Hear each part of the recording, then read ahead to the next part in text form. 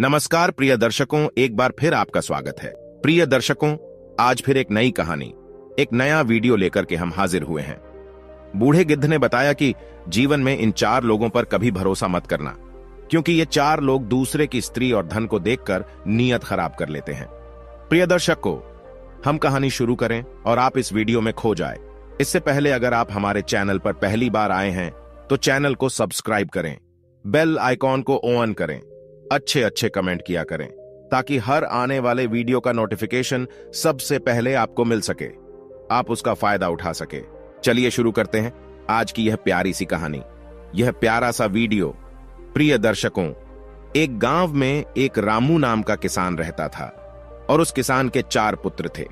चारों पुत्र रामू के धीरे धीरे बड़े हो रहे थे। प्रिय दर्शकों, रामू के 3 बेटे तो काफी बुद्धिमान थे, लेकिन उसका जो छोटा बेटा था वह कुछ कम बुद्धि वाला था। लेकिन उसमें एक विशेषता थी कि वह जितना ही कम बुद्धि वाला था उतना ही उसका शरीर बलशाली था, तगड़ा और तंदुरुस्त था।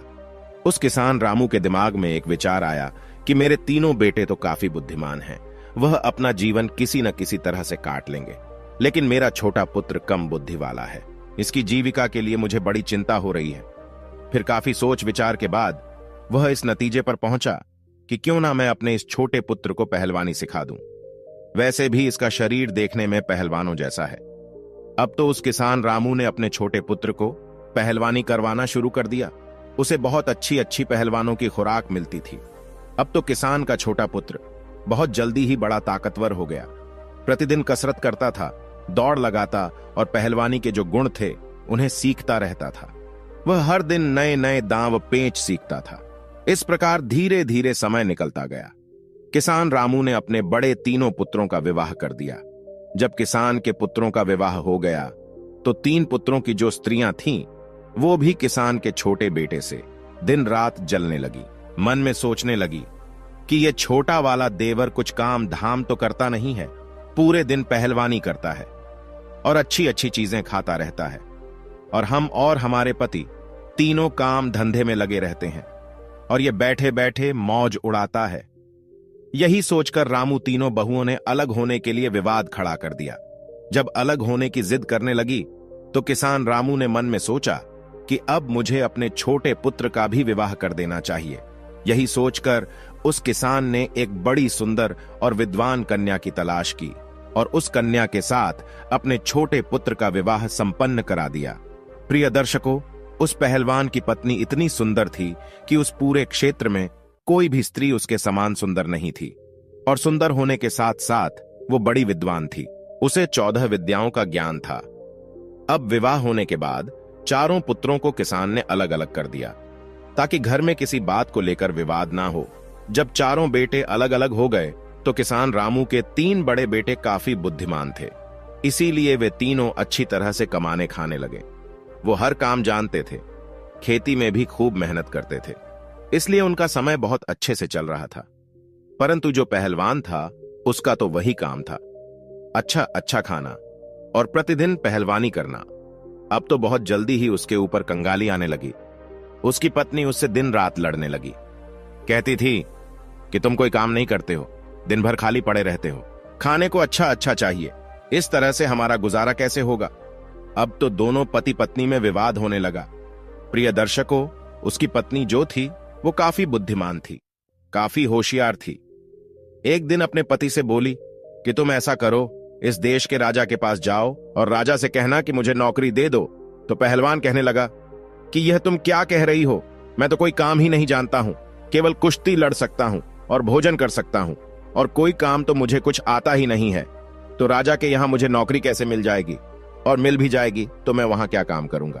तो वो पत्नी कहने लगी कि तुम इस बात की चिंता मत करो कि मैं कुछ नहीं जानता हूं, मैं जो कहती हूं वो तुम करो। मेरे कहने से तुम महाराज के पास जाओ और महाराज से कहो कि महाराज, मैं आपके यहां नौकरी करना चाहता हूं। राजा जब तुम्हें नौकरी देने को तैयार हो जाए तो तुम उसके यहां लखटकिया के पद पर नौकरी पर लगना। पत्नी की बात सुनकर पहलवान कहने लगा कि लखटकिया क्या होता है। तब उसकी बुद्धिमान स्त्री समझाने लगी कि देखो, राजा के यहां 1 लाख टका रोज पाने वाला एक नौकर होता है, जो हर रोज 1 लाख टका रोज वेतन पाता है उसका काम यह होता है कि जो काम राजा से न हो सके, उसकी सेना से न हो सके, उसके किसी मंत्री से न हो सके, तो उस काम को लखटकिया को करना पड़ता है। तो पहलवान बोला कि मैं तो कुछ जानता भी नहीं हूं, फिर मैं उस काम को कैसे करूंगा। तब पत्नी बोली, देखो तुम चिंता मत करो, मैं हूं ना, आप तो बस चले जाओ वहां और महाराज से कहना कि मुझे लखटकिया की नौकरी चाहिए। प्रिय दर्शकों, पहलवान अपनी पत्नी की बात सुनकर उदास मन से राजा के दरबार को चल देता है।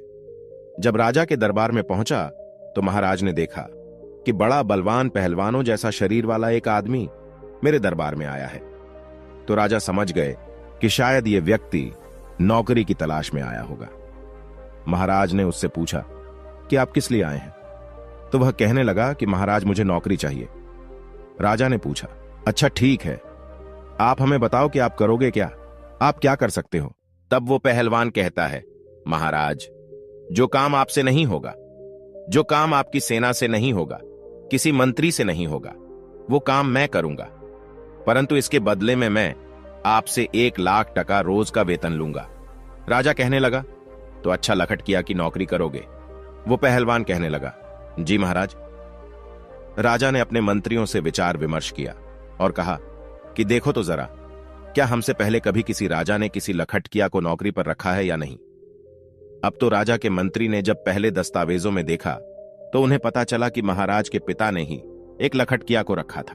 तो मंत्री कहने लगा, महाराज आपके पिता ने भी एक लखटकिया को नौकरी पर रखा था। अपने मंत्री की बात सुनकर राजा ने कहा, तो ठीक है, हम भी अपने यहां एक लखटकिया को रखते हैं। यही सोचकर राजा ने उस पहलवान को लखटकिया के रूप में अपने यहां नौकरी दे दी। लखटकिया कहने लगा, तो ठीक है महाराज, आप मुझे रहने के लिए कोई अच्छा सा कमरा दे दीजिए। जब भी कोई ऐसा काम पड़ेगा जो आपसे ना हो, आपकी सेना से ना हो, आपके किसी मंत्री से ना हो, तो आप खबर भेजकर मुझे बुलवा लेना। राजा ने उस पहलवान को अपने यहां जो शाही बाग था उसमें रहने को कह दिया। उस शाही बाग में एक बहुत सुंदर महल बना हुआ था। राजा ने कहा, हे लखटकिया, तुम इस महल में आराम से रह सकते हो। जब मुझे आवश्यकता पड़ेगी तो मैं आपको बता दूंगा। उसी दिन से वह पहलवान 1,00,000 टका वेतन रोज पाने लगा। रहने के लिए उसे राजा की तरफ से एक महल भी मिल गया। अब तो वह पहलवान बड़े ही आराम से उस राजसी महल में रहने लगा। प्रतिदिन पहलवानी करता था, बगीचे में घूमता था और आराम से सो जाता था। धीरे धीरे यूं ही कुछ वक्त बीत जाता है। एक दिन राजा और उसके मंत्री पहलवान से कहने लगे कि आज तुम हमें अपने घर लेकर चलो, हम देखना चाहते हैं कि तेरा घर कैसा है। अब तो वो पहलवान महाराज के आदेश को टाल न सका और मंत्री और राजा को लेकर अपने गांव के लिए चल देता है। वो पहलवान राजा और मंत्री को अपने घर बुला लाता है। पहलवान की पत्नी बड़ी सुंदर थी और बड़ा ही स्वादिष्ट भोजन बनाती थी। उसने देखा कि राजा और मंत्री हमारे घर आए हैं, तो उसने बड़ा ही स्वादिष्ट भोजन बनाया और उन्हें अपने हाथों से परोसा। राजा की नजर पहलवान की पत्नी पर चली गई।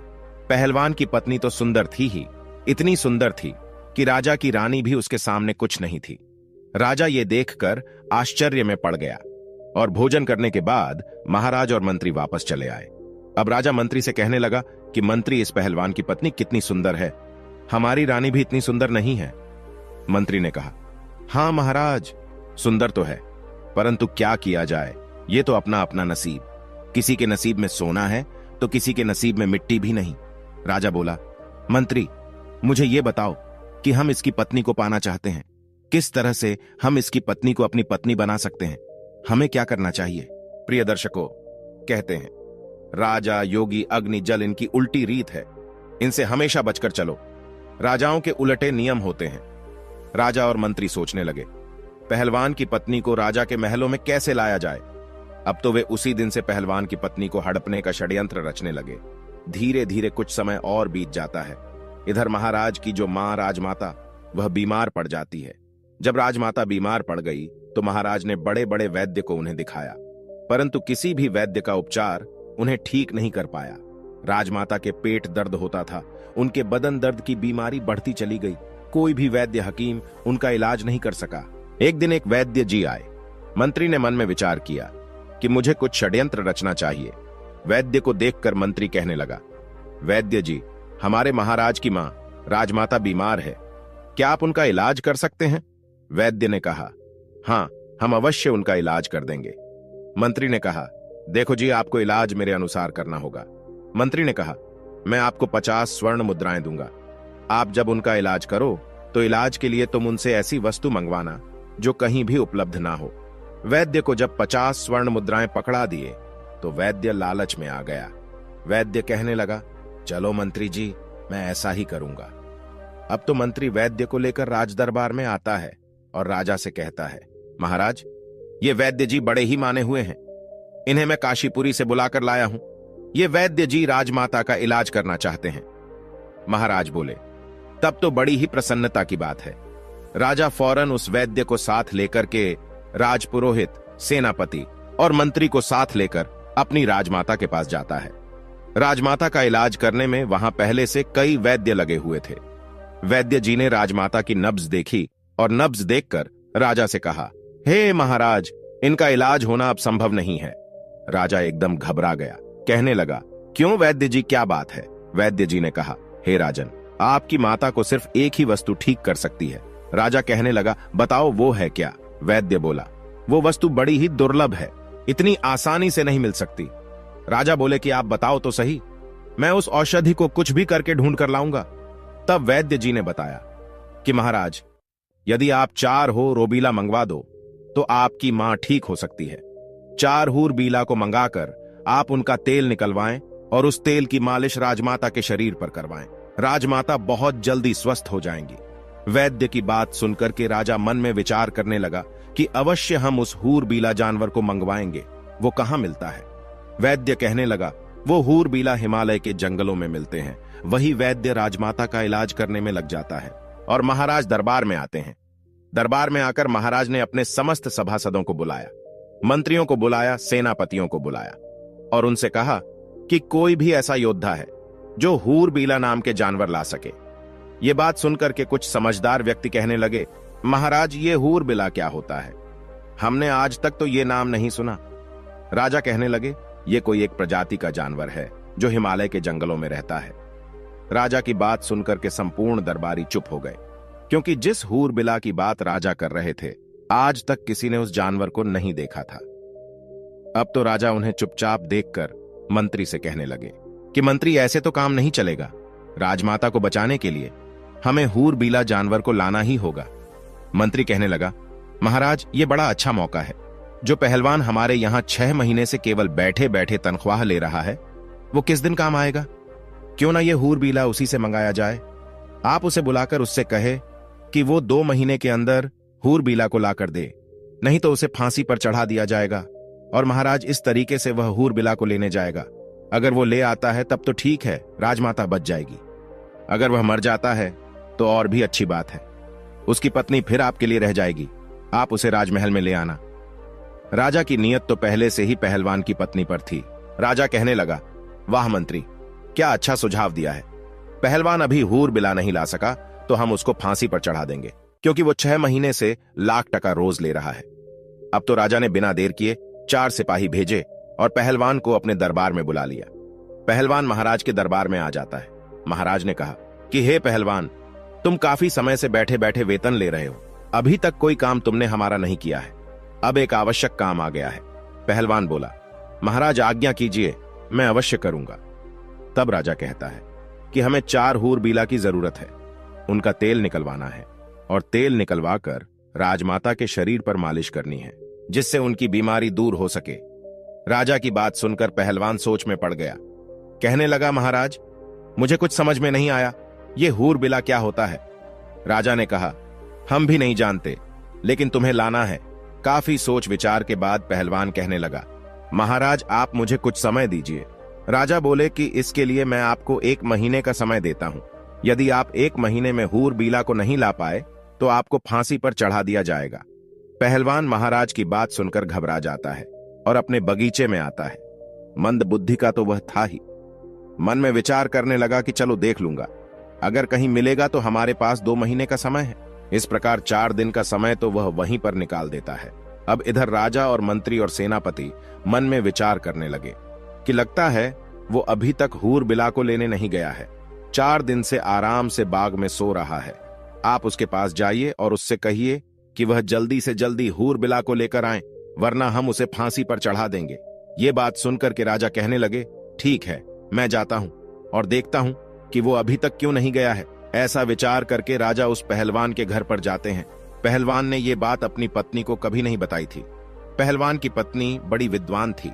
उसने एक 100 हाथ गहरा कुआं अपने आंगन में खुदवा रखा था और कुएं के ऊपर उसने एक खाट बिछा रखी थी। उस चारपाई को उसने कच्चे सूत से बनवाया था। उसके ऊपर एक बहुत सुंदर मखमली बिस्तर लगा दिया था। इधर जब राजा ने दरवाजा खटखटाया और आवाज लगाई तो पहलवान की पत्नी ने आकर दरवाजा खोला और द्वार पर राजा को देखकर कहने लगी, महाराज आप। तो उस पहलवान की पत्नी ने राजा का बड़ा स्वागत किया और कहने लगी कि महाराज आप यहीं बाहर बिराजो, मैं आपके लिए भोजन लेकर के आती हूं। मेरे पति इस समय घर पर नहीं है। राजा कहने लगा, अरे नहीं नहीं, मैं बाहर क्या करूंगा, मैं तो आपके साथ अंदर चलता हूं। अब तो राजा पहलवान के बारे में उसकी पत्नी से गलत बातें करने लगा। कहने लगा, हे सुंदरी, लगता है पहलवान आपको अच्छे से नहीं रखता है। अरे वो आपको क्या अच्छे से रखेगा, वो तो खुद दूसरे की नौकरी करता है। अगर तुम हमारे महलों की रानी होती तो जिंदगी कितनी खूबसूरत होती।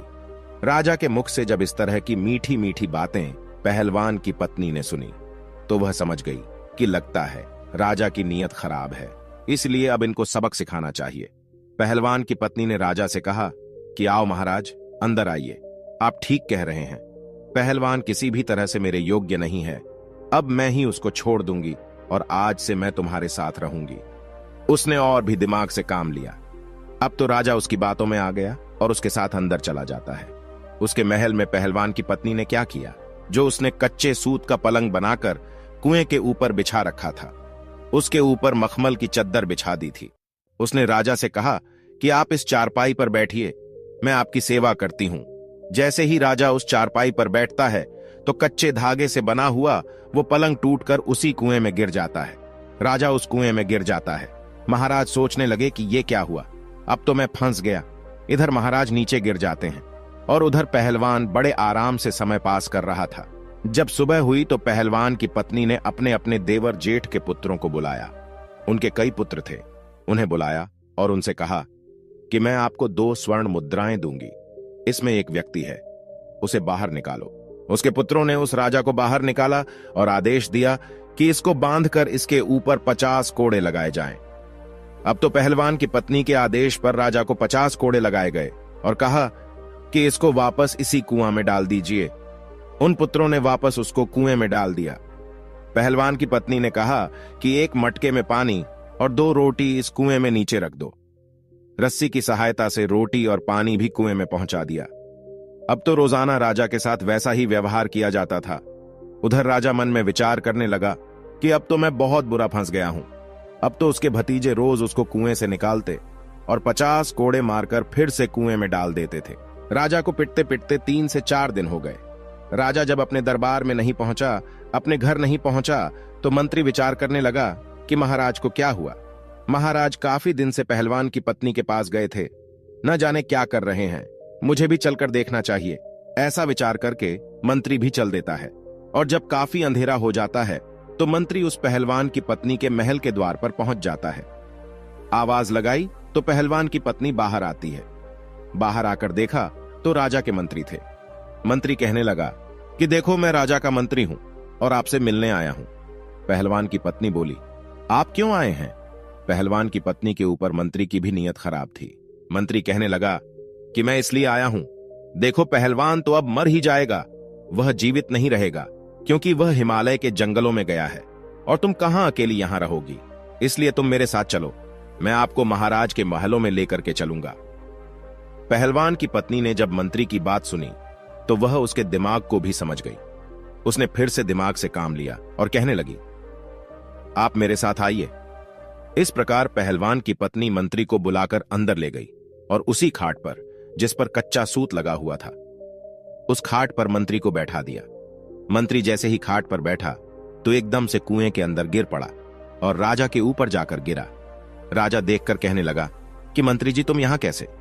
मंत्री ने कहा, महाराज आप यहां कैसे? जवाब दिया, मैं पहलवान की पत्नी की खातिर खुशामद में हूं। अब तू भी आ गया है तो और भी अच्छा हुआ। इधर जब सुबह हुई तो पहलवान की पत्नी ने अपने जेठ के पुत्र थे, अपने कुटुंब के जो पुत्र थे, उन्हें बुलवाया। उनका रोजाना का नियम बन गया था। वो आए और उन्होंने एक रस्सी डाल दी और उन्होंने बोला, नंबर 1। तो राजा कहने लगा, मेरा नंबर आया है, पहले मैं ऊपर जाऊंगा। इस प्रकार वह राजा को रस्सी पकड़वाकर ऊपर चढ़ा लेते हैं और उसे खंबे से बांध देते हैं। फिर दूसरा रस्सा डाला, उसको बोल, नंबर 2। तो मंत्री भी ऊपर आ गया, उसको भी खंबे से बांध दिया। फिर उनको 50-50 कोड़े लगाए, फिर से उसी कुएं में डाल दिया गया और कहा कि इनको 1 मटका पानी और 4 रोटी नीचे पहुंचा दो। रस्सी की सहायता से रोटी और पानी कुएं में नीचे पहुंचा दिया। अब तो राजा और मंत्री के साथ प्रतिदिन 50-50 कोड़े बरसने लगे। उनको रोजाना कोड़ों की मार पड़ने लगी। राजा और मंत्री दोनों के शरीर से चमड़ी उतर गई थी। इसी तरह से 10 दिन निकल जाते हैं। इधर राजा के सेनापति ने विचार किया कि राजा को ढूंढने के लिए मंत्री गया था, वह भी लौटकर अभी तक नहीं आया।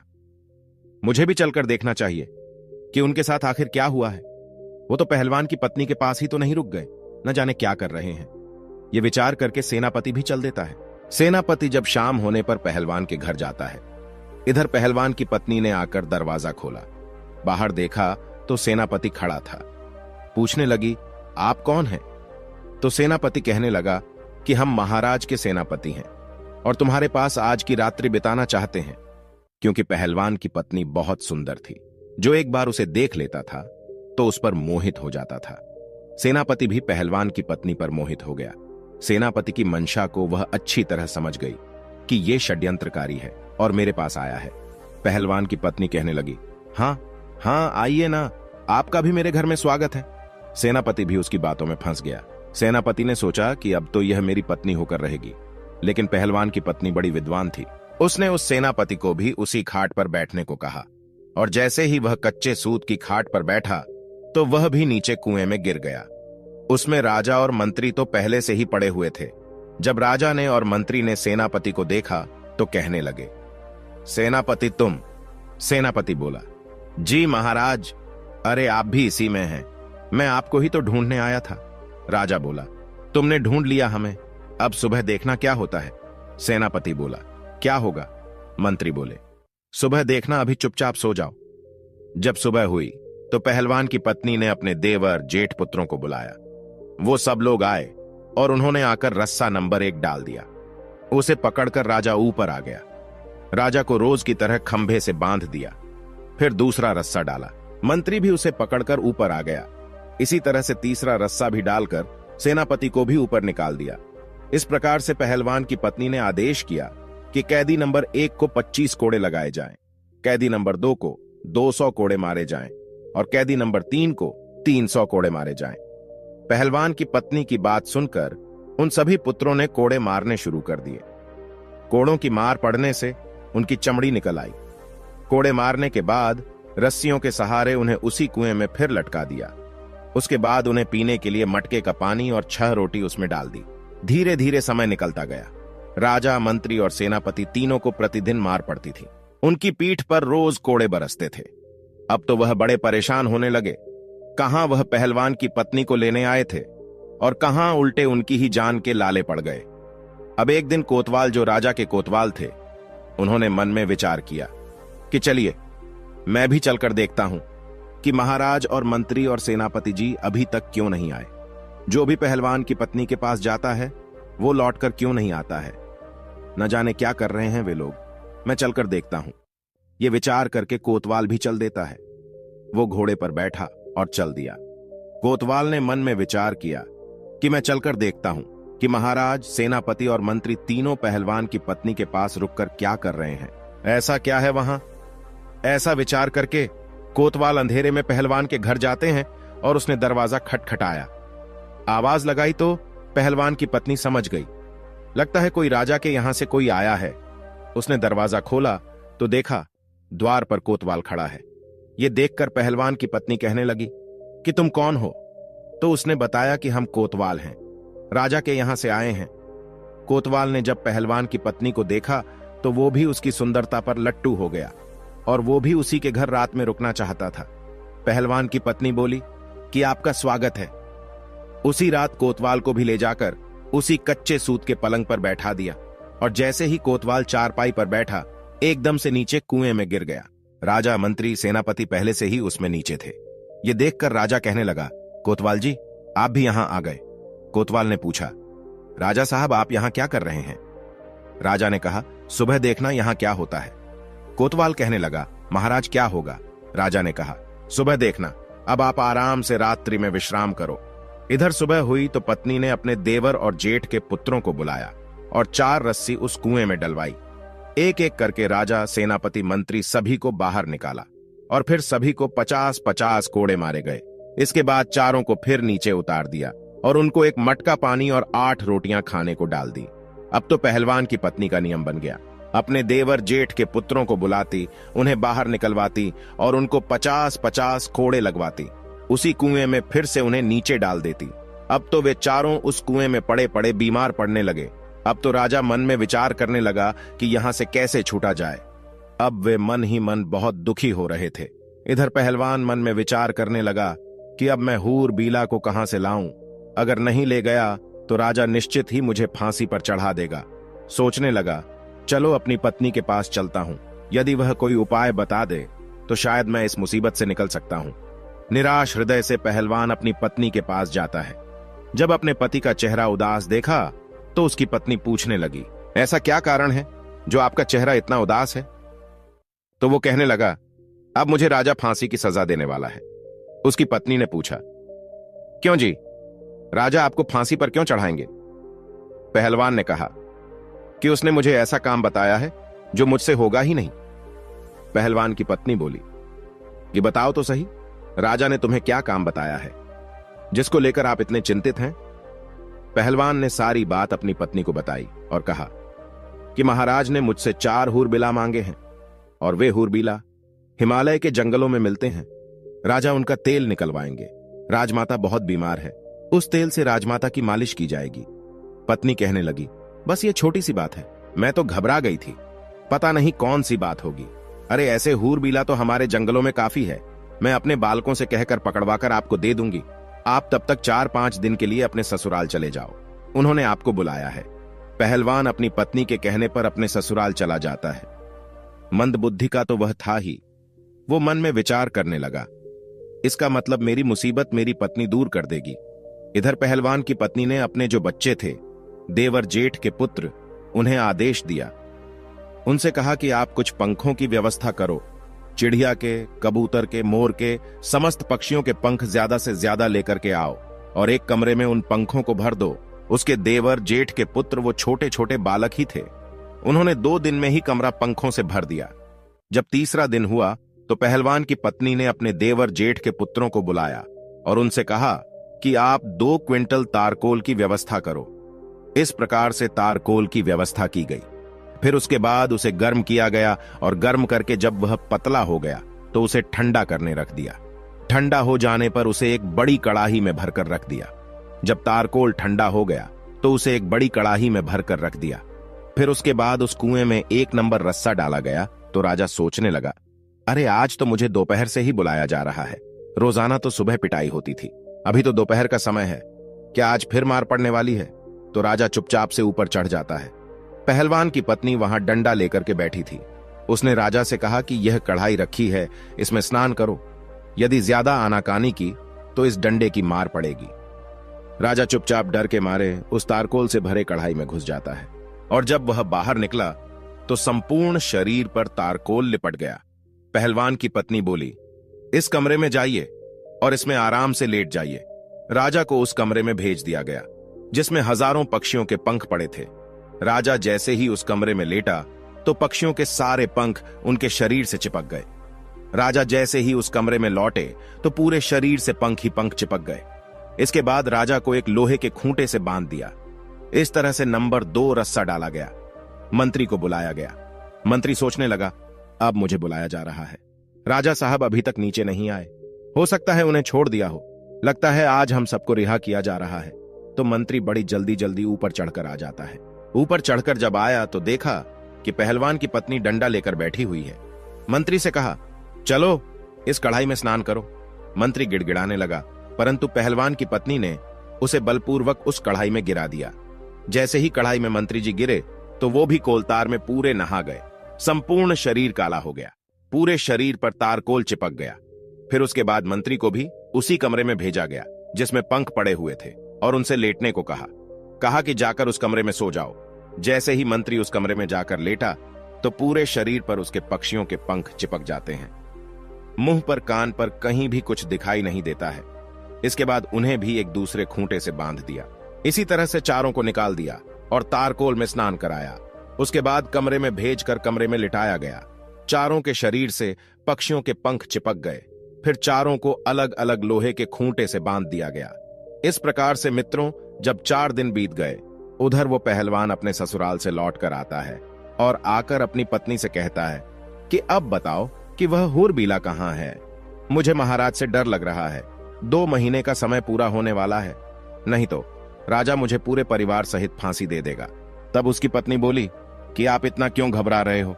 देखो, मैंने पहले ही आपकी व्यवस्था कर दी है। चारों हूरबिला अंदर बंधे हैं। पहलवान ने देखा कि बड़े ही विचित्र 4 जानवर बंधे थे। देखने में इंसान जैसे लग रहे थे। शरीर काला था। जगह जगह पर पूरे शरीर में रंग बिरंगे भांति भांति के पंख लगे हुए थे। अब तो पहलवान बड़ा प्रसन्न होता है। पहलवान की पत्नी बोली कि आप इन्हें ले जाइए और एक डंडा लेकर जाना। यदि इनमें से कोई भी रास्ते में उत्पात करता है तो उसे डंडे से पिटाई कर देना। ये बड़े सीधे हैं, चुपचाप चले जाएंगे। पहलवान प्रसन्न मुद्रा में चारों को पकड़कर उन्हें लेकर चल देता है और अपने हाथ में एक बड़ा सा डंडा लेकर उनके पीछे पीछे चलता है। इधर मंत्री और राजा विचार करने लगे कि यदि हम इससे भागने की कोशिश करेंगे तो यह बड़ा पहलवान है, हमें उठा उठाकर पटक देगा और हमें मार भी सकता है। इसीलिए चुपचाप इसके साथ चलने में ही भलाई है। जब वह पैदल उन्हें लेकर के आया तो अपने बगीचे में आ गया। शाम का वक्त था। मन में विचार करने लगा कि इन्हें सुबह महाराज के दरबार में पेश करूंगा। अब मैं आराम से सो जाता हूं। उन चारों को एक कोठरी में बंद कर देता है और एक कमरे में बंद कर दिया। अब राजा, मंत्री, कोतवाल और सेनापति विचार करने लगे, यदि सुबह पहलवान ने हमें दरबार में पेश किया तो फिर रानी हमारा तेल निकलवा लेगी, क्योंकि उन्हें भी शीघ्रता है राजमाता को ठीक कराने की। राजपुरोहित कल ही हमारा तेल निकलवा देंगे, अर्थात अब हमारी मृत्यु निश्चित है। इसलिए कोई उपाय कीजिए। यदि तेल भी नहीं निकलवाया तो संपूर्ण शहर में हमारी हंसी हो जाएगी। तो राजा कहने लगे कि इस कमरे से गुप्त सुरंग हमारी रानी के महल तक जाती है। आप ऐसा कीजिए, इस पत्थर को उठाइए और मुझे उस सुरंग में उतार दीजिए। उन चारों ने जोर लगाकर पत्थर उठाया और राजा को सुरंग से नीचे उतार दिया।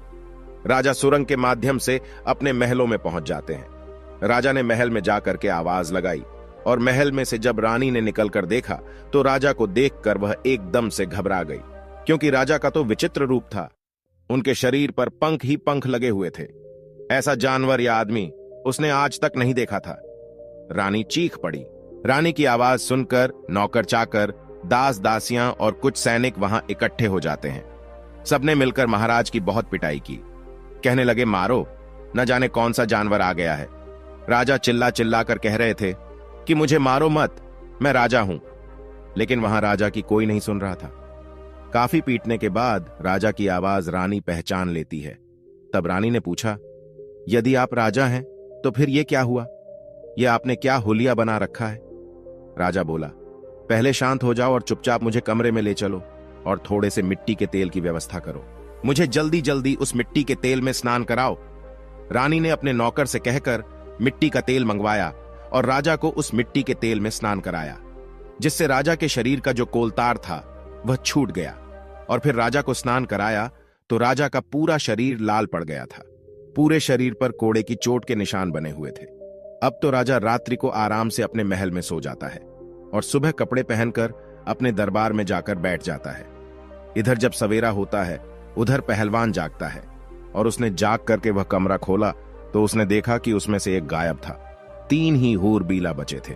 अब तो वो डंडा लेकर उन तीनों को मारने लगा। पूछने लगा, बताओ एक कहां है? तीनों कहने लगे, देखो भाई, हमें मारो मत, हम आपको सब कुछ बता देंगे। पहलवान कहने लगा, नहीं नहीं, हमें जल्दी बताओ। राजा अगर पूछेगा कि चौथा कहां है तो वह हमें फांसी लगा देगा। वो तीनों कहने लगे, देखो, जब राजा तुमसे यह कहे कि चौथा कहां है तो तुम ये कह देना कि हमें सब पता है, हम तुम्हारी पोल खोल देंगे। तब राजा समझ जाएगा और वह तुमसे कुछ नहीं कहेगा। ये सुनकर पहलवान प्रसन्न होता हुआ उन तीनों को लेकर राजा के दरबार में उपस्थित होता है। संपूर्ण दरबार उन्हें देखकर अचंभित हो जाती है। पूरा दरबार हंसने लगा, सोचने लगा कि यह तो बड़े विचित्र जानवर हैं, ऐसे जानवर तो हमने पहले कभी नहीं देखे। राजा को पहलवान ने उन तीनों हूरबीला को सौंप दिया। तीनों को देखकर राजा कहने लगा, अरे पहलवान, मैंने तो तुझसे 4 हूरबीला मांगे थे, ये तो 3 है, एक कहां है? मैं तुम्हें अभी फांसी पर चढ़ा दूंगा। पहलवान कहने लगा, महाराज ज्यादा बोलोगे तो मैं तुम्हारी सारी पोल खोल दूंगा और मैं सबको बता दूंगा। पहलवान की यह बात सुनकर राजा समझ जाता है, लगता है इसको सब पता है। अगर इसने मेरी पोल खोल दी तो मैं मुंह दिखाने के लायक नहीं रहूंगा। प्रिय दर्शकों, राजा ने चुपचाप उन तीनों को ले लिया और चुपके से उन्हें उनके घर भेज दिया और कहा कि जल्दी जल्दी स्नान करके साफ स्वच्छ हो जाओ। वे तीनों अपने अपने घर गए और मिट्टी के तेल में स्नान करके साफ होते हैं। उसके बाद राजसी वस्त्र पहनकर अपने रूप में आते हैं और आपस में विचार करने लगे, भाई अगर हम पहलवान की पत्नी को पाने की इच्छा ना करते तो शायद हमारे साथ ऐसा नहीं हुआ होता। अब ये बात हम किसी को नहीं बता सकते। अगर पहलवान और उसकी पत्नी से बदला लेते हैं तो भी यह बात रानी को और पूरे नगर में फैला देंगे, इसलिए इस रहस्य को गुप्त ही रखना ठीक है। इस प्रकार उन्होंने पहलवान को कुछ नहीं कहा और पहलवान आनंद से राजा के यहां नौकरी करता रहा। प्रिय दर्शकों, इस कहानी का उद्देश्य यह है कि दूसरे की स्त्री दूसरे के धन के पीछे मत भागो। अगर भागोगे तो इसी तरह कायल होना पड़ेगा। कहते हैं ये 4 लोग हमेशा दूसरे की स्त्री एवं धन को देखकर नीयत खराब करते हैं, इसलिए इन्हें कभी अपने घर बुलाकर मत लाना। नंबर 1, जो कामी और लालची हो, जिन्होंने कभी धर्मशास्त्रों को ना पढ़ा हो और ना सुना हो, जिन्होंने कभी किसी को अपना आदर्श नहीं माना, जो धर्म से अनभिज्ञ हैं, जिनका मन चंचल है, जिन्हें ईश्वर का भय नहीं होता, जो पशु वृत्ति वाले हैं। ऐसे लोग हमेशा दूसरे की स्त्री और दूसरे के धन को देख नीयत खराब करते हैं। इसलिए दूसरे की स्त्री और धन के पीछे मत भागो, वरना व्यर्थ की मुसीबत में पड़ जाओगे। प्रिय दर्शकों, हमारी आज की कहानी, आज का वीडियो यहां समाप्त होता है। हम उम्मीद करते हैं कि आपको यह कहानी पसंद आई होगी और आप इससे ढेर सारी प्रेरणा लेंगे। मिलते हैं अगली ज्ञान चर्चा के साथ अगले वीडियो में। तब तक के लिए नमस्कार, धन्यवाद।